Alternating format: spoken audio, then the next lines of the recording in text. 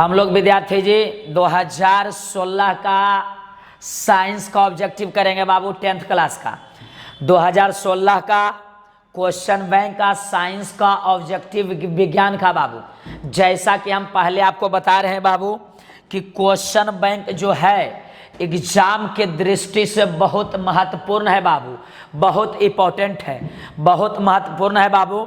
Exam के दृष्टि से अधिकांश सवाल है जो 80% क्वेश्चन लगभग है क्वेश्चन बैंक से ही पूछा जाता है। तो एकदम रट डालिए बाबू, आग लगा डालिए, ठीक है। तो ज़्यादा समय को बर्बाद नहीं करेंगे बाबू। क्वेश्चन नंबर 1 पे देखिए आ जाते हैं, एकदम रैपिड फायर 2016 का 10th क्लास का साइंस का विज्ञान बाबू, ठीक है।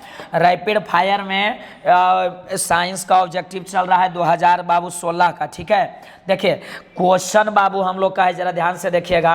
क्वेश्चन है समतल दर्पण द्वारा बना प्रतिबिंब होता है। अरे भैया ये तो ऑब्जेक्टिव है, एकदम दिलदार क्वेश्चन है। कैसा है? दिलदार है। देखिए समतल दर्पण द्वारा जो बना प्रतिबिंब होता है बाबू हमेशा काल्पनिक होता है। हमेशा कैसा होता है? काल्पनिक होता है और सीधा होता है, ये सब याद रखिएगा, ठीक है। समतल दर्पण द्वारा हमेशा काल्पनिक प्रतिबिंब बनता है। 2016 का रैपिड फायर चल रहा है विज्ञान का ऑब्जेक्टिव बाबू। क्वेश्चन नंबर 2 बाबू देखिए, निकट दृष्टि दोष। निकट दृष्टि दोष दूर करने के लिए कौन सा लेंस का व्यवहार किया जाता है? कौन सा लेंस का व्यवहार किया जाता है? तो निकट दृष्टि को दूर करने के लिए बाबू हम लोग अवतल लेंस के जरूरत पड़ता है। कौन लेंस का? अवतल लेंस के, याद रखिएगा। अगर दूर दृष्टि दोष रहे बाबू, कौन रहे? दूर दृष्टि दोष, और एक रहे निकट दृष्टि दोष रहे। जरा ध्यान दीजिएगा, जरा ध्यान दीजिएगा मेरे प्यारे विद्यार्थी जी। देखिए दूर, तो दू के लिए 3 अक्षर का लेंस के जरूरत पड़ता है। 2 अक्षर वाला के लिए 3 अक्षर का लेंस के जरूरत पड़ेगा। दूर है तो उत्तल लेंस के जरूरत पड़ेगा, उत्तल लेंस के, याद रखिएगा। और 3 अक्षर वाला के लिए 4 अक्षर के लेंस के जरूरत पड़ता है। तो निकट है तो ये हो जाएगा अवतल। क्या हो जाएगा? अवतल। तो देखिए बाबू 3 के लिए 4 और 2 के लिए 3, ये भी ट्रिक आप याद रख सकते हैं। तो इसका आंसर देखिए निकट दृष्टि दोष है तो 3 अक्षर वाला की दिक्कत है तो 4 अक्षर वाला लेंस के जरूरत हमको पड़ेगा। एकदम रैपिड फायर में गर्दा उड़ा दीजिए बाबू। रैपिड फायर 2016 का, ठीक है बाबू, एकदम गर्दा उड़ा दीजिए। और जो वीडियो को नहीं लाइक किए हैं बाबू अभी तक, एकदम शानदार तरीका से लाइक कर दीजिए। एकदम आपको दिशा क्लास के यूट्यूब चैनल पे अब एकदम वीडियो मिलेगा बाबू, हमेशा मिलेगा। कंटिन्यू पढ़ाई हम लोग करेंगे, टेंशन लेने की जरूरत नहीं है। मानव नेत्र में किस प्रकार का लेंस होता है? मानव नेत्र में बाबू उत्तल लेंस होता है, याद रखिएगा। उत्तल लेंस होता है बाबू। मानव नेत्र में जो है उत्तल लेंस होता है। कौन लेंस? उत्तल लेंस। गर्दा उड़ा दीजिए, चेचिस तगड़ा रखिए, पड़ोसी के घर में आग लगा दीजिए। एकदम विभवांतर को मापने वाले यंत्र को क्या कहते हैं? अरे भैया देखिए विभव या विभवांतर दोनों जो एक ही चीज से नापाता है बाबू, वो है आपका वोल्ट मीटर बाबू। क्या चीज है? वोल्ट मीटर, याद रखिएगा, ठीक। सॉरी वोल्ट मीटर नहीं जी, विभवांतर मापने वाले यंत्र को हाँ वोल्ट मीटर कहते हैं। क्या कहते हैं? वोल्ट मीटर, ठीक है।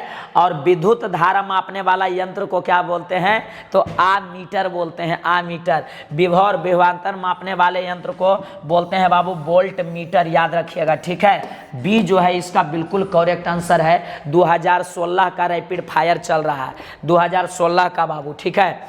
चलिए क्वेश्चन नंबर 5 में आ जाइए बाबू। क्वेश्चन नंबर 5 में देखिए आमीटर की विद्युत परिपथ में कैसे जोड़ा जाता है? तो बाबू आमीटर को जो है ने वो श्रेणी क्रम में जोड़ा जाता है, याद रखिएगा, ठीक है।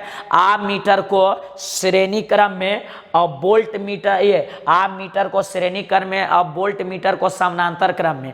आमीटर को हम क्या बोले? श्रेणी क्रम में, ठीक है।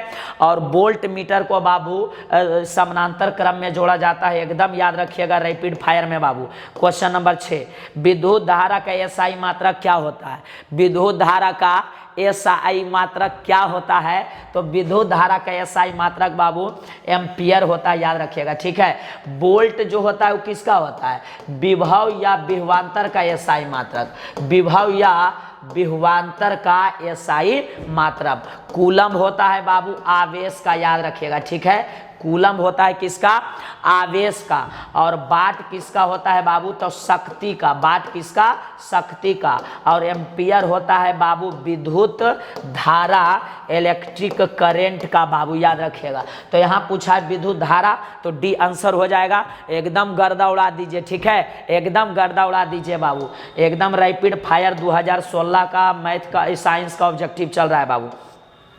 किस लेंस द्वारा सिर्फ काल्पनिक प्रतिबिंब बनता है, तो अवतल लेंस बाबू, अवतल लेंस जो है, अवतल लेंस द्वारा सिर्फ और सिर्फ काल्पनिक प्रतिबिंब बनता है, याद रखिएगा। अवतल लेंस द्वारा सिर्फ और सिर्फ काल्पनिक प्रतिबिंब बनता है, ठीक है। कौन लेंस, अवतल लेंस, अवतल लेंस, अवतल लेंस, रट लीजिए एकदम। 8 के देखिए क्वेश्चन आप पढ़िए अच्छा से, एकदम क्वेश्चन अच्छा से पढ़ना है आपको। Cu+H2 किस प्रकार की अभिक्रिया है बाबू, तो देखिएगा अपचयन अभिक्रिया है, क्योंकि देखिए इससे ऑक्सीजन हटा और इसमें सट गया है बाबू, ठीक है, इसमें हटा है और इसमें सट गया है इसमें, ठीक है, तो ऑक्सीजन का ह्रास हो गया है इसमें, तो यहाँ देख लीजिएगा अपचयन अभिक्रिया हो गया। 8 का क्या हो गया बाबू, बी, अपचयन अभिक्रिया, याद रखिएगा, अपचयन अभिक्रिया बाबू, अपचयन अभिक्रिया, अपचयन अभिक्रिया। चलिए 9 में आइए, इलेक्ट्रॉन के स्थानांतरण में बने यौगिक कहलाते हैं, इलेक्ट्रॉन के स्थानांतरण में बाबू बने यौगिक जो है वैद्युत संयोजी, वैद्युत संयोजी कहलाते हैं, वैद्युत संयोजी। देखिए इलेक्ट्रॉन के स्थानांतरण में बने यौगिक कहलाते हैं तो वैद्युत संयोजी, वैद्युत संयोजी बाबू, देखिए बी नंबर, बी। चलिए क्वेश्चन नंबर 9 के बाद 10, पीतल उदाहरण है, एकदम रैपिड फायर चल रहा है, रैपिड फायर 2016 साइंस का ऑब्जेक्टिव बाबू।